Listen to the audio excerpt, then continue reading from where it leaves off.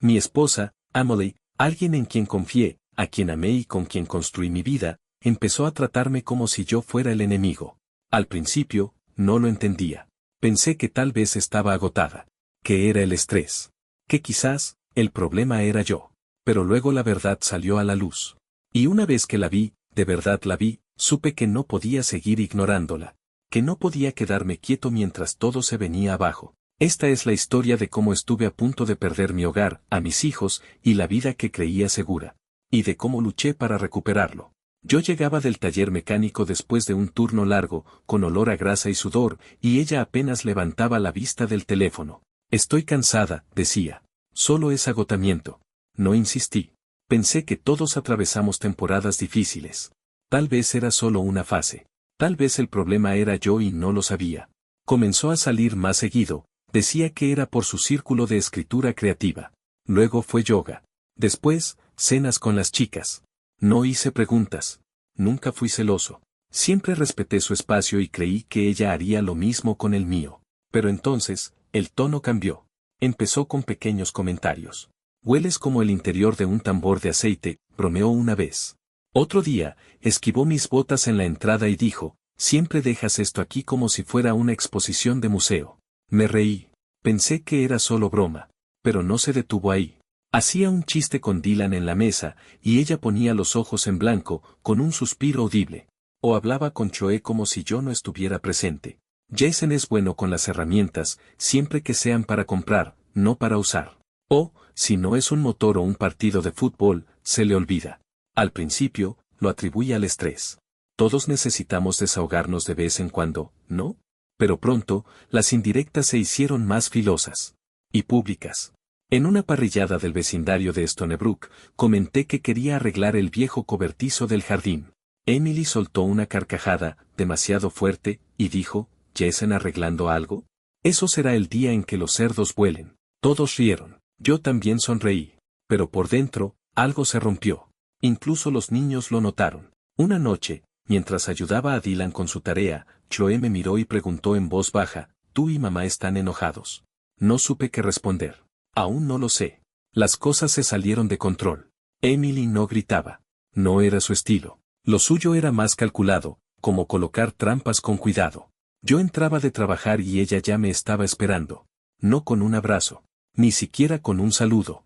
Solo con frases como, llegas tarde otra vez, o te perdiste el entrenamiento de Dylan, incluso cuando nunca me avisó de eso. Siempre había algo en lo que había fallado. Algo que no hice. Algo que ella decía que olvidé. Y una noche, cuando finalmente me alteré y alcé la voz después de un día agotador, ella sacó el teléfono y empezó a grabar. No lo noté las primeras veces. Pero eventualmente, vi la luz roja parpadeando desde la manga de su suéter. Mientras yo trataba de explicarme, de no perder algo que ya se sentía lejano, ella solo estaba ahí, tranquila, observando. Por si acaso, dijo cuando le pregunté, por si pierdes el control otra vez. No supe qué sentir, vergüenza, confusión, miedo. Solo supe que algo andaba mal. No solo entre nosotros. Era algo más profundo. Intencional. Y ya no era mi imaginación. Algo había cambiado en Emily. No solo se estaba alejando. Me estaba empujando fuera. En silencio. Poco a poco. Como si todo fuera parte de un plan. Y yo no tenía idea de por qué. Si todo hubiera quedado en lo privado, tal vez habría podido convencerme de que era solo tensión. Una mala racha. Algo que con tiempo podríamos arreglar. Pero Emily no mantuvo nada puertas adentro. Al contrario, empezó a hacer público cada desaire. Era como si quisiera que la gente me viera como un tonto. Una tarde fuimos a una reunión sencilla, vecinos del distrito de Stonebrook, sillas plegables, platos de cartón y alguien asando hamburguesas. Comenté en voz baja que finalmente iba a arreglar el viejo cobertizo del patio, algo que había postergado por semanas. Emily ni siquiera esperó a que terminara la frase. Se rió, más fuerte de lo necesario, y soltó, ¿Jason arreglando algo? Ese será el día en que nieve en verano. Todos se rieron. Algunos me miraron con cierta lástima. Yo forcé una sonrisa, pero por dentro me sentí diminuto. Como si me convirtieran en el chiste de la noche, y no uno amable. Y no terminó ahí. Siguió con esos comentarios, pequeñas puñaladas disfrazadas de humor. Frente a amigos, frente a Chloe y Dylan. Si trataba de ayudar con la tarea, ella me corregía como si yo fuera un torpe aprendiz en una comedia de televisión. Así no se resuelve eso, Jason. Mejor déjamelo a mí.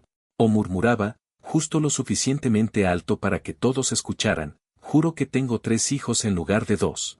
Al principio, los niños no se reían, pero con el tiempo, empecé a notar que miraban a Emily antes de responderme, como si esperaran su reacción para saber de qué lado estar. Eso dolió más de lo que esperaba. Y el patrón era casi cronometrado. Si cocinaba la cena, se quejaba del desorden. Si recogía a Dylan del entrenamiento, me recordaba que olvidé las meriendas. Si me acordaba del recital de Choe, decía que planché la blusa equivocada. Siempre había algo mal. Siempre encontraba la manera de convertir cualquier esfuerzo en una falla. Y siempre con ese tono calmado, frío, lo bastante molesto como para que yo pareciera el desequilibrado. No gritaba. Aún no. Pero lo sentía acumulándose. La frustración de ser tratado como insuficiente, sin importar cuánto hiciera. Me mordía la lengua. Más noches de las que puedo contar. A veces me dolía tanto la mandíbula al despertar que no podía abrir bien la boca. Me repetía que era solo estrés. Que tal vez ella estaba sobrepasada. Que no era sobre mí. Pero luego vino el cambio que más me inquietó, empezó a hacerlo frente a Chloe y Dylan. Como si quisiera que lo vieran. Que lo creyeran. Una mañana de sábado, estábamos saliendo apurados para el partido de Dylan. Olvidé la hielera. Simplemente lo olvidé. Dije, fue mi error, ya la traigo, pero Emily miró directamente a Chloe y dijo, tu papá siempre olvida algo. Te juro que es como criar a 3 hijos. Chloe no se rió. Solo miró por la ventana. Y eso dolió más que cualquier palabra. Porque ya no era solo entre Emily y yo. Era sobre lo que ella les estaba enseñando a ellos. Sobre mí. También lo hacía frente a otros padres. Me corregía. Me hablaba por encima. Interrumpía cuando intentaba contar alguna historia, para dar su propia versión. Siempre terminaba igual, yo, en silencio, tratando de entender cuando dejé de formar parte de la voz de mi propia familia. Ella quería que los demás me vieran como poco confiable. Quería que los niños me vieran como incapaz. Y empecé a preguntarme por qué. ¿Por qué desgastarme así? ¿Por qué ese esfuerzo en mostrarme como el eslabón débil? No tenía respuestas. Solo una sensación cada vez más fuerte de que algo se estaba construyendo a mi alrededor, y yo no era quien colocaba los ladrillos. Ahora que lo pienso, las señales siempre estuvieron ahí. Yo simplemente no quería creerlo. Las críticas de Emily ya no eran comentarios sueltos. Eran rutina. Precisas. Como si siguiera un guión que había ensayado una y otra vez. Y ya no importaba lo que yo hiciera. Si ayudaba, encontraba un defecto. Si me quedaba callado, era distante. Si intentaba arreglar las cosas, decía que me esforzaba demasiado. Nada era suficiente. Una noche, después de una jornada extenuante, llegué a casa con las manos todavía manchadas de grasa. Ni siquiera había terminado de quitarme las botas cuando Emily me soltó. La llave de la cocina sigue goteando. Jason, ¿vamos a esperar a que se inunde la casa? Su voz era pareja, sin emoción, pero cargada. No era una pregunta. Era una provocación. Otra noche, murmuró, si pusieras la mitad del esfuerzo en tu familia que pones en tu trabajo, me quedé mirándola, demasiado cansado para responder. No tenía fuerzas para discutir. Y fue entonces cuando lo vi otra vez, su teléfono. Estaba allí, cerca, con la cámara apuntando en mi dirección. Silencioso. Inmóvil. Grabando. Sentí ese nudo frío retorcerse en mi estómago. Desde ese momento, empecé a prestar más atención. Su teléfono siempre estaba cerca cuando las cosas se tensaban. A veces a plena vista. A veces apenas escondido en la manga o el bolsillo del suéter. Siempre listo. Siempre observando. Ya no era mi imaginación. Me estaba grabando. Me pinchaba con comentarios. Frases que nadie creería que ella decía. Y justo cuando yo alzaba la voz, sin gritar, solo defendiéndome, ella retrocedía, tranquila. Inmóvil. La grabación me captaba a mitad de una frase, sonando molesto, desequilibrado, fuera de control. Estaba construyendo algo. Una narrativa. Y yo estaba cayendo directo en su juego. Empecé a dudar de mí mismo. ¿Estaba exagerando? ¿Me volvía paranoico? Pero era todo demasiado específico. Demasiado intencional. En las reuniones familiares, le decía a su hermana, Jason ya no es el mismo. O le contaba a su madre, ya casi ni me habla. Pero nunca mencionaba los insultos susurrados. Las grabaciones. Las horas que desaparecía y regresaba con un perfume que no usaba desde hacía años. No tenía pruebas. Aún no. Pero tenía una sensación. Profunda. Innegable. Emily estaba jugando a largo plazo. No solo se estaba alejando. Estaba preparando su salida. Armando su versión de la historia, pieza por pieza. No sabía si pensaba irse la semana siguiente o el año próximo, pero lo sentía. La cuenta regresiva había comenzado. Y yo era el villano de su relato. Lo peor de todo era que los niños también lo notaban. Provocaba discusiones frente a Chloe y Dylan. Y luego, con un tono suave y preocupado, les decía, tu papá está muy estresado últimamente, o, no ha sido el mismo estos días. Poco a poco, sutilmente, iba moldeando su imagen de mí. Chloe comenzó a pasar más tiempo en su habitación. Dylan bajaba la mirada durante la cena. La distancia crecía. Y yo sentía que me desvanecía del centro de su mundo. Una noche, pasé por la oficina de Emily y la vi enviando un archivo de audio. Lo hizo con total naturalidad, como si estuviera mandando una lista de compras. Pero no era eso. Era otra grabación, de mí. Y ahí fue cuando finalmente lo entendí. No estaba desahogándose. Estaba recolectando. Y yo tenía que despertar, y rápido. Ocurrió un jueves. Nada especial. Solo otro día largo bajo un motor, con los hombros adoloridos y las manos manchadas de aceite. Entré por el garaje como siempre, esperando, tal vez, una cena tranquila. Quizás un momento de paz. En cambio, encontré silencio. No había olores de comida. No se escuchaban voces en la sala. Chloe estaba en el sofá, con los audífonos puestos, escribiendo en su cuaderno. Dylan en su cuarto, con el auricular en la cabeza, absorto en su videojuego de turno. Le pregunté a Chloe dónde estaba su mamá. Dijo que tenía otra vez el círculo de escritura, respondió sin levantar la vista. El círculo de escritura. Otra vez. Asentí. Traté de tragar el nudo que se me formó en la garganta. Ya estaba acostumbrado a esa respuesta. Y, en el fondo, también estaba acostumbrado a mentirme sobre lo que realmente significaba. Subí, me duché para quitarme la grasa y el cansancio, y me senté al borde de la cama, mirando el suelo. Entonces vibró su teléfono, sobre la mesa de noche. Lo miré, esperando alguna notificación común, el calendario, el supermercado. Pero esta vez, el nombre no estaba oculto entre el ruido habitual. El contacto decía, Tara, grupo de escritura. Y el mensaje, te veías increíble esta noche. Ojalá hubiéramos tenido más tiempo. Me quedé congelado. Otra vibración.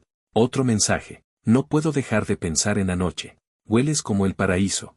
Y otro más. Ese vestido debería ser ilegal, sonrisa con ojos en forma de corazón. Tomé el teléfono. Las manos me temblaban, no por ira. Aún no. Era miedo. Esa certeza amarga de que lo que había estado tratando de no creer, era verdad. Toqué la pantalla, solo lo justo para ver más de la conversación. Fotos. Una de ella, con una copa de vino en la mano, vestida con algo que nunca había visto. Iluminada por velas. Otra, una selfie, ella inclinada hacia él. Su brazo rodeándola por la cintura. Los dos sonriendo como si estuvieran en unas vacaciones planeadas con antelación. Eso no era un grupo de escritura. Eso era una relación. Volví a dejar el teléfono donde estaba, con cuidado de no mover nada. Me quedé quieto mucho tiempo, mirando la pared. Sin parpadear. Sin pensar. Mi mente no gritó. No dio vueltas. Solo, se detuvo. Como si alguien hubiera cortado la corriente. Tenía a otro. Desde hacía tiempo. Y de repente, todo encajó. La frialdad. El sarcasmo. Las grabaciones calculadas. La forma en que me hacía parecer un esposo agotado. La manera en que alejaba a los niños, poco a poco, de mí. No era casualidad. Era estrategia. Emily no solo había dejado de amarme, me había reemplazado. Pero no podía irse sin más. Eso afectaría su imagen. No, Emily quería ganar su salida. Quería ser la que se marchaba con compasión, con respeto, con los niños de su lado. Y para eso, necesitaba una historia. Yo era esa historia. El esposo emocionalmente ausente. El hombre que explotaba. El que no podía con la carga familiar. Había empezado a moldear esa versión de mí antes de que yo alzara la voz por primera vez. Ahora lo veía todo. Pero no bajé corriendo. No lancé el teléfono ni exigí respuestas. Eso es lo que ella quería. Un cierre dramático. Una última grabación que sellara su relato. No. Esta vez, no reaccioné. Me puse de pie, salí del dormitorio y me senté en el garaje, solo a respirar. Por primera vez en meses, no me sentí confundido. Ni loco. Me sentí claro. La trampa ahora tenía nombre, rostro, motivo. Y por fin tenía algo que no había tenido en mucho tiempo, una razón para luchar. Esa noche, después de los mensajes, después de las fotos, después de que la verdad finalmente se revelara, no dormí. Me quedé acostado, mirando el techo, escuchando el zumbido suave de una casa que ya no sentía como mía. Emily llegó después de las 10. Entró como si nada. El maquillaje intacto. El cabello perfectamente peinado. Llevaba un perfume que no olía desde hacía años. Tarareaba. Tranquila. Como si el mundo le sonriera. Dejó el bolso sobre la mesa y dijo, perdón, el círculo de escritura se alargó. No dije una palabra. Ni lo notó. Subió las escaleras, aún tarareando. Como si estuviera orgullosa de sí misma. Y quizás lo estaba. Quizás todo iba exactamente como lo planeó. Hasta ese momento. Porque ahora yo veía todo. Con claridad. Las burlas, las provocaciones, las grabaciones. Las mentiras que susurraba a Chloe y Dylan cuando yo no estaba. Esto no era un distanciamiento emocional. No era una crisis. Era una campaña calculada, una demolición lenta y meticulosa de mi imagen como padre y esposo. Y yo había sido parte del guión. Cada vez que levanté la voz. Cada suspiro frustrado. Cada portazo. Ella no estaba tratando de resolver nada. Estaba documentando. Coleccionando piezas que pudiera unir en su versión de los hechos. Una historia donde yo era el culpable, pero eso se acabó. Esa noche lo cambió todo. Dejé de reaccionar. Desde entonces, cuando Emily lanzaba uno de sus comentarios, como no olvide sacar la basura esta vez o intenta no arruinar la cena otra vez, yo no discutía. No suspiraba. No levantaba la voz. Sonreía. Asentía. Me iba. Y eso la descolocó. No lo dijo, pero lo vi en su mirada. Confusión. Irritación. Tal vez incluso miedo. Porque ella necesitaba que yo perdiera el control. Necesitaba grabarme estallando para sellar su relato. Ya tenía el discurso para el juez. Solo necesitaba que yo lo interpretara. Pero ya no iba a actuar. En lugar de eso, me puse inteligente. Empecé a observar. De verdad. Tomé nota de cuándo salía. A dónde decía que iba. Cuánto tardaba. Revisaba los recibos que dejaba en el basurero, gasolineras en el otro lado de la ciudad, cargos en restaurantes cerca de un distrito hotelero, compras en boutiques que no conocía. Y empecé a hablar con gente. Sin chismes. Solo abriéndome con unos pocos en quienes confiaba. Ryan, un colega de hace años, fue uno de los primeros. Al principio fui vago. Las cosas están difíciles, dije. Emily está distante. Él se removió en su asiento. Evitó mirarme. Y entonces dijo algo que no voy a olvidar. Jason, no quería meterme, pero hace unas semanas la vi. Afuera de Willowshed Suites. No estaba sola. No sabía el nombre del tipo. Solo que era más joven. Seguro de sí mismo. Muy cercano. Eso era todo lo que necesitaba. Le di las gracias a Ryan y volví a casa con un torbellino en el pecho. Pero no era ira. Ni siquiera traición. Era foco. Porque ahora tenía algo que antes me faltaba, una dirección. No iba a gritar. No iba a explotar. No iba a entregarle otro clip para su colección de miren qué desequilibrado es Jason. No. Si ella quería jugar a lo frío y calculador, yo iba a responder. Pero mejor. Después de todo lo que había pasado, necesitaba algo más que claridad. Necesitaba un plan. Así que la semana siguiente, me tomé un día libre en el taller y me reuní con un abogado, un joven llamado Ethan Brooks. No usaba trajes llamativos ni hacía promesas vacías. Solo me dio la mano, se sentó y me escuchó. Eso, en ese momento, valía más de lo que él imaginaba. Le conté todo. No solo lo del engaño o las grabaciones. Le hablé de cómo Emily había empezado a alejar a los niños de mí. De cómo la casa se sentía como un escenario. De cómo cada conversación era una trampa disfrazada. Le mostré los mensajes, las fotos, y le conté cómo Chloe se estaba cerrando conmigo. Cuando terminé, Ethan no me dio un discurso motivador. Solo se recostó en su silla, entrelazó los dedos y dijo algo directo. Ella está construyendo un caso por la custodia. Asentí. Eso sospechaba. Entonces nosotros construiremos uno también, dijo. Pero más inteligente. Y con pruebas. Y ahí, todo volvió a cambiar. Ethan me lo explicó con calma, empezar a documentar. Todo. Cuando Emily sale de la casa. ¿Qué le dice a los niños? ¿Cómo reaccionan conmigo? ¿Qué tan presente estoy con la escuela, las comidas, las citas médicas? Cualquier cosa que demuestre que soy el padre estable, y que ella ha estado manipulando la historia desde el principio. Lo más importante, según él, era el momento. Si empezó la relación antes de que el matrimonio se rompiera, me dijo, eso lo cambia todo. A los jueces no les gusta la mentira, menos aún cuando involucra a los hijos. Así que empecé a llevar mi propio registro. Compré un cuaderno sencillo y lo escondí en el fondo del garaje. Cada noche, cuando los niños ya estaban dormidos, escribía el día, hora, acciones, tono, comentarios. Tomaba capturas de pantalla de mensajes, fotografías de recibos, horarios, cualquier detalle que pudiera recopilar sin llamar la atención, sin emociones, solo hechos. Y me hice presente, para los niños. No como estrategia, sino porque me necesitaban. Dylan tenía un proyecto escolar, así que le ayudé a construir un volcán de papel maché en el garaje. Chloe se preparaba para una feria de ciencias, la ayudé a imprimir su cartel y a organizar su presentación. Al principio, estaban distantes. Especialmente Chloe. Pero poco a poco, comenzaron a acercarse. No los forzaba. No intentaba recuperar el tiempo perdido. Solo estaba. Una noche, Dylan entró al garaje mientras arreglaba el cortacésped. Se apoyó en la pared y preguntó, ¿tú y mamá se van a separar? Lo miré. Honesto. Creo que sí, hijo. Bajó la mirada. ¿Vamos a seguir viviendo aquí? No lo sé todavía, le respondí. Pero te prometo que, pase lo que pase, no me voy a ir. Asintió, sin decir nada más. Pero se quedó conmigo el resto de la noche, pasándome herramientas en silencio. Eso valió más que 1000 palabras. Mientras tanto, Isen se puso en marcha. Contrató a un investigador privado especializado en casos familiares. Discreto. Silencioso. Empezaron a revisar registros de llamadas, ubicaciones, transacciones. Nada invasivo.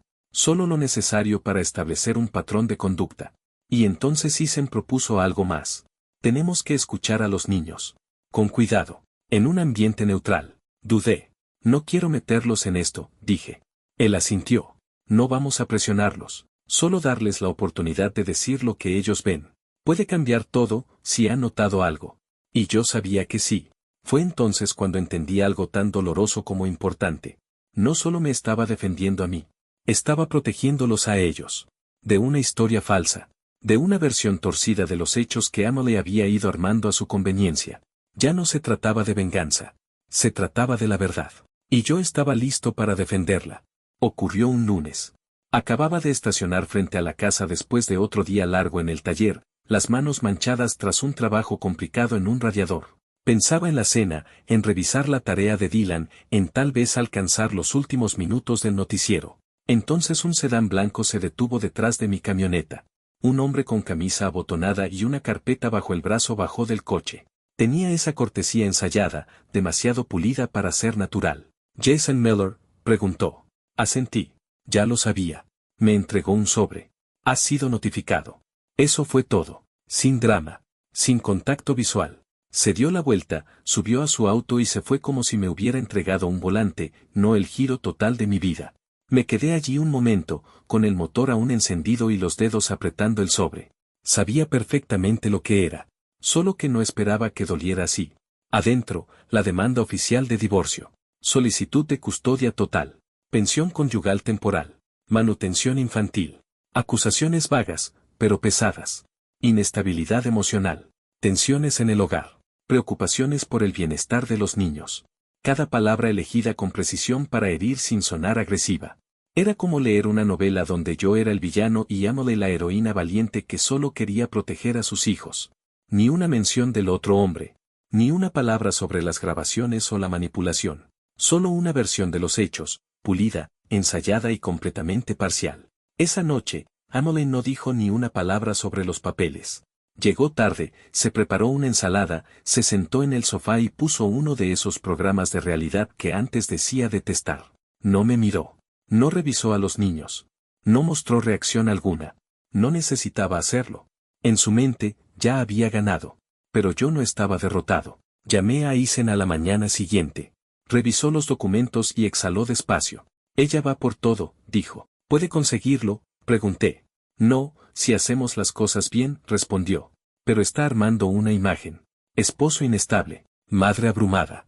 Está apostando a que el juez rellene los huecos con simpatía. Tiene grabaciones. Asintió. Entonces tenemos que darle la vuelta a la historia. Lo dijo sin titubeos. No como una idea, sino como un plan. Está apostando por las apariencias, continuó Eisen. Pero los tribunales se fijan en los tiempos, en el comportamiento, en los patrones. Y nosotros los tenemos. Si probamos que comenzó su relación antes de presentar la demanda, y que los niños lo supieron, eso cambia todo el panorama. Así que enfocamos todo en una cosa, evidencia. El investigador pasó a trabajar a tiempo completo. Comenzaron a organizar recibos, mapear ubicaciones, revisar registros de llamadas y marcas de tiempo. Cada dato añadía peso a nuestro lado. Eisen también presentó una moción para solicitar entrevistas neutrales con Chloe y Dylan. Nada agresivo. Solo una oportunidad para que ellos hablaran, para que dijeran lo que ellos habían visto. Porque si mencionaban al otro hombre, si hablaban de cómo actuaba Amelie cuando yo no estaba, eso sería más que un testimonio. Sería la verdad. Mientras tanto, yo seguí firme. Sin peleas. Sin escenas. Cada vez que Amelie lanzaba una indirecta o intentaba provocarme, respondía igual. Habla con tu abogado. Eso la enfurecía. Su historia necesitaba drama. Necesitaba escalada. Pero yo no le daba nada. Porque ahora, cada palabra contaba. Y finalmente, yo estaba escribiendo mi versión. Ladrillo por ladrillo. 2 semanas después de que me entregaron los papeles, recibí una llamada de Eisen temprano por la mañana. Acababa de dejar a Dylan en la escuela y estaba en el estacionamiento del taller, tomando café barato mientras veía abrirse las puertas del taller. Jason, dijo, con voz tranquila pero firme, hablamos con los niños. El corazón me dio un vuelco. No porque temiera lo que pudieran haber dicho, sino porque no sabía cuánto habían guardado para sí. Nunca los instruí. Nunca les dije qué decir. No quería usarlos como piezas. Solo quería la verdad. Eisen continuó, surgió de forma natural. El investigador no forzó nada. Solo les preguntó sobre sus rutinas. ¿Quién está en casa después de clases? ¿Quién cocina? ¿Quién los recoge? Hizo una pausa. Luego agregó, Chloe mencionó algo. Dijo que siempre supo que no debía tocar la puerta del dormitorio por las tardes, porque mamá estaba allí con el tipo del yoga, punto. Sentí que el aire me abandonaba. ¿Así lo llamó? Pregunté. Sí. Al parecer él solía llevar a Amelie a casa. Y a veces, se quedaba a cenar. Chloe dijo que eso pasaba desde el otoño pasado. Eso era meses antes de que Amelie empezara a decir que yo estaba distante. Antes de las grabaciones. Antes de que empezara a construir su nueva versión de la historia. Lo dijo sin darle mucha importancia, añadió Eisen. Como si fuera una regla de la casa. Ella y Dylan sabían que no debían molestar cuando la puerta estaba cerrada. Me recliné en el asiento de la camioneta, con la mandíbula apretada. Así que ahí estaba. Lo sabían. Mis hijos habían estado viviendo en medio de todo esto. Viendo cómo su madre construía una nueva vida dentro de la antigua, mientras me convertía, poco a poco, en el enemigo. Y yo ni siquiera lo vi venir. Eisen continuó, esto cambia todo. Si demostramos que Amelie tenía una relación con otro hombre antes de que el matrimonio terminara legal o emocionalmente, y que los niños lo sabían, eso debilita toda su demanda. Incluso con las grabaciones, pregunté. Especialmente con las grabaciones, dijo. Eso cambia la perspectiva. Muestra que ella no reaccionaba a conflictos, los provocaba. Fue una sensación extraña, alivio mezclado con tristeza. Alivio, porque finalmente la marea estaba cambiando. Tristeza, porque Chloe y Dylan habían estado atrapados en esa niebla más tiempo del que imaginé. Recordé cada momento en que Chloe se mostraba distante. Sus respuestas cortas. La forma en que Dylan me observaba de reojo cuando alzaba la voz, aunque fuera un poco. No se alejaban porque yo estuviera fallando. Se alejaban porque estaban confundidos. Confundidos por las actuaciones. Por el frío. Por los silencios que quedaban después de cada discusión. Y ahora tenían voz. Esa noche no les pregunté nada en casa. No mencioné la entrevista. No quería que Chloe pensara que era parte de una estrategia legal. Ella merecía paz, no presión. En cambio, cociné la cena, pasta con pollo y verduras al horno. Nos sentamos a la mesa. Los 3. Sin teléfonos. Sin tensión. Solo comida y conversación. Le dije a Dylan que había hecho un gran trabajo en su examen de ciencias. Le pregunté a Chloe por su ensayo de literatura. Dudó, y luego me dijo que era sobre la confianza. Eso casi me rompe. Más tarde esa noche, me abrazó. Sin palabras. Solo un abrazo. Amelie llegó tarde. Entró, Nos vio allí sentados, y se quedó congelada, como si hubiera entrado a una casa que ya no reconocía. El ritmo había cambiado, y ella lo sintió. No le explicamos nada. Ni falta hacía. Porque ya no era el centro. Y su versión de la historia empezaba a resquebrajarse. La sala del tribunal era más fría de lo que imaginaba. Emily se sentó al otro lado, con un blazer azul marino, la postura impecable, el cabello peinado con un aire de elegancia medida. Su abogado, todo en canto pulido y traje de corte perfecto, susurraba en su oído y le tomaba la mano como si prepararan una función teatral. Yo no fui a interpretar un papel. Fui con mi camisa de trabajo más limpia, pantalón planchado y las manos entrelazadas. No estaba allí para discutir. Estaba allí para presentarme, por mí, por la verdad. La jueza hojeaba los documentos con calma. De vez en cuando alzaba la vista, sus ojos sin mostrar emoción. Pero yo sabía lo que estaba leyendo. Porque Isen había hecho su trabajo. Empezamos con lo simple. Isen presentó documentación, quien recogía a los niños, citas médicas, correos escolares, registros de actividades. Mostró cómo siempre estuve presente en la vida de Chloe y Dylan, sin ruido, sin dramas. También presentó el historial de ausencias de Emily, los recibos, las horas en que no estaba en casa a pesar de decir lo contrario. Entonces llegaron las grabaciones. El abogado de Emily reprodujo 3 fragmentos breves, mi voz alzada, mi tono duro. En uno, dije, me tratas como basura en mi propia casa. En otro, se escuchó el golpe de una puerta. Emily bajó la mirada, como si eso la destrozara por dentro. Pero la jueza no la miraba a ella. Me miraba a mí. Cuando fue nuestro turno, Isen se levantó y entregó una línea de tiempo revisada. Su señoría, dijo, no venimos a negar que Jason levantó la voz. Venimos a preguntar por qué. Lo explicó todo, empezando por la entrevista con Choe. Como habló del tipo del yoga, en el dormitorio. Como eso había comenzado mucho antes de que surgieran los conflictos. Como a los niños se les pedía que no interrumpieran. Añadió los recibos, los registros financieros, el testimonio del vecino que confirmaba la presencia habitual de otro auto frente a la casa. Ladrillo por ladrillo, la imagen que Emily había construido, de ser la madre agotada atrapada con un esposo inestable, comenzó a desmoronarse. Ella no reaccionaba a un entorno tóxico, dijo Isen con claridad. Ella lo creó. Dejó esa frase colgando en el aire. El abogado de Emily intentó recuperarse. Habló de emociones, de errores humanos. Pero ya no tenía el mismo peso. Cuando la jueza finalmente habló, su voz fue firme. La evidencia sugiere que la madre sostuvo una relación extramarital antes de que se produjera una ruptura formal en el matrimonio y que los menores fueron expuestos a esa dinámica dentro del hogar. Pausa. Se concede la custodia temporal completa al señor Miller, en espera de revisión definitiva. No fue como un rayo. Fue silencio. Peso. Certeza. Emily no me miró al salir de la sala. Su abogado la siguió de cerca, el rostro tenso. Yo no me sentí victorioso. Me sentí firme. En casa, Chloe y Dylan me esperaban. Mi hermana los había recogido de la escuela. Cuando entré, ambos se volvieron hacia mí. Por ahora está decidido, les dije con voz suave. Se quedarán aquí. Conmigo.